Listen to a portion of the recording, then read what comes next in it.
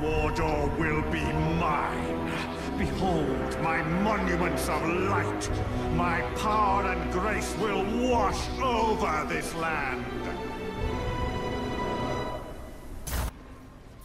Middle-earth Shadow of Mordor is one of the best action games of last year, a surprise to many given the track record of other games set in Tolkien's fantasy world. Now, Monolith Studios is back with the third and presumably final piece of DLC, The Bright Lord. But is it worth your hard-earned money?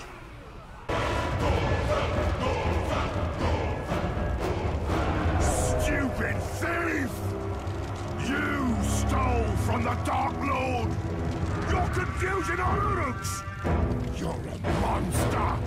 The Bright Lord ditches protagonist Talion of the base game and instead puts you in the shoes of his elf-slash-wraith companion Celebrimbor. Celebrimbor is in possession of the One Ring, and intends to use it to cripple an already powerful Sauron and his orc army. Much like the game which it expands, the story of the Bright Lord is nothing to write home about. It briefly touches on themes of darkness and becoming the evil you seek to destroy, Darth Vader style, but never attempts to flesh out any of these ideas. This is largely due to the lack of any side characters whatsoever. In Shadow of Mordor proper, Celebrimbor and Talion would often have discussions relating to current events, and Talion met a few side characters along the way, such as the ever-charming Torvin the Dwarf. Here, the exposition is left largely to Celebrimbor's inner monologue, voiced again by the stellar Nolan North, and some brief exchanges with Sauron. Will you give me the choice of death, or will you corrupt me too? I see you! None of that really matters, though, once you start playing. Unlike its preceding expansion, Lord of the Hunt, the Bright Lord ditches the idea of wrangling beasts in favor of subjugating Orcs. The brand system has seen some improvements that sound minor on paper, but really add up for some serious gameplay changes.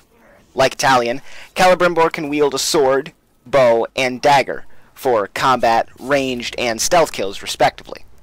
Of these, only the bow has seen any tweaking. No longer can you stay scoped in and watch time slow to a crawl while you leisurely pick off the advancing horde of orcs. Now, shooting the bow happens in real time, but to compensate, arrows no longer need to be charged. Overall, this is a good tweak that not only makes the game more challenging, but allows you to pull off some very cool Legolas-style arrow furies, even if it did show me just how bad I've gotten at aiming with a joystick. As previously mentioned, branding orcs is really the focal point of this DLC, corrupting them to fight for you as you wage war across Mordor.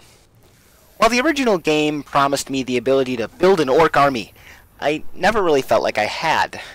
Despite its attempts to maintain a persistent world, Shadow of Mordor fell flat after you left combat, leaving your branded orcs behind, often never to be seen again, unless they were pulled into the Nemesis System. The Bright Lord handles this situation much better, allowing you to summon branded orcs in combat with a tap of the D-pad. Unlike other games that have used this mechanic, such as Saints Row or Assassin's Creed, I found myself summoning orcs to help me fight frequently, as dispatching them now heals you, a proper trade-off for sacrificing a few of your men. Mainly, though, you'll need the Uruk's help due to the increased difficulty curve in the Bright Lord. The game doesn't pull any punches this time around, and it isn't uncommon to do battle with 50 or 60 orcs at once. All the war chiefs and captains have also seen upgrades, oftentimes having a more difficult set of traits and higher power levels, now up to 25, an upgrade over the original 20 of the base game. As someone who is rather adept with the Arkham style of combat from my previous experience with the Batman series, I found this a good challenge, and really had to rely on my orc allies to save my ass sometimes.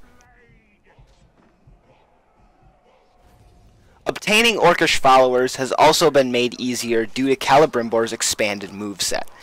While he fights suspiciously like Talion, and possesses many of the same skills, some have been worked around or removed entirely. You can now brand enemies that are knocked on the ground, and your bow is equipped with a Shadow Brand move that functions the same as the Shadow Kill move found both in the Bright Lord and Shadow of Mordor proper, with the final result being a brand as opposed to a fatality. The Wraith Flash has also been upgraded to brand enemies who are stunned by it.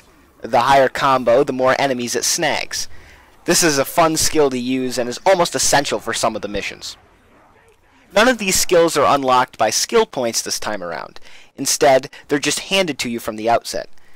Considering the relatively short length of this DLC, it would have been nice to see some of these skills, or additional ones, made as unlockable, just to give me a reason to hunt down Uruk in between missions.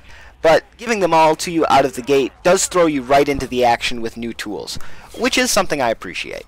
By far, however, the biggest upgrade found in the Bright Lord has to be the addition of the One Ring. Finally, Lord of the Rings fans can wield the power of the ring itself, and boy, is it ever satisfying.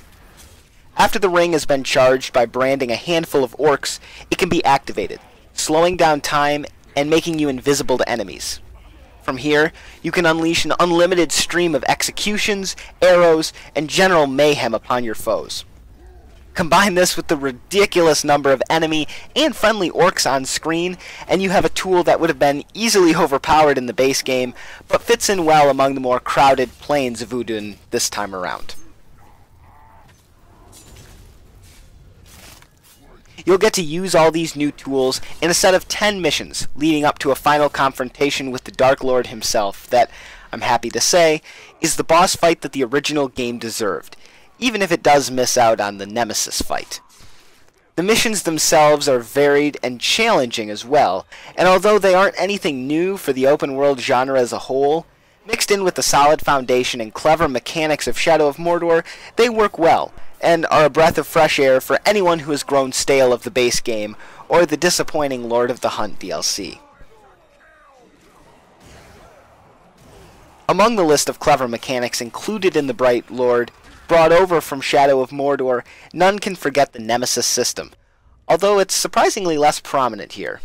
Gone are the balance of power missions, meaning that hunting down orcs and turning them against one another is all but impossible. The focus of this DLC may be on betrayal, but you'll have to look for the main game for your own stories of branding and turning orcs on one another.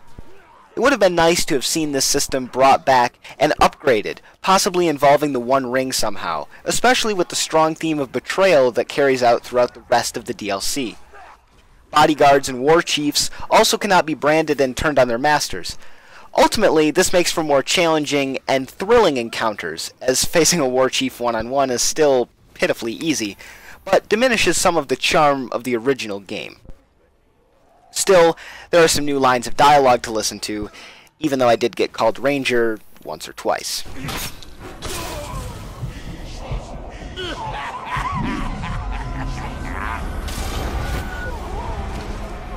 I am no gruntling, Ranger, and now you know it.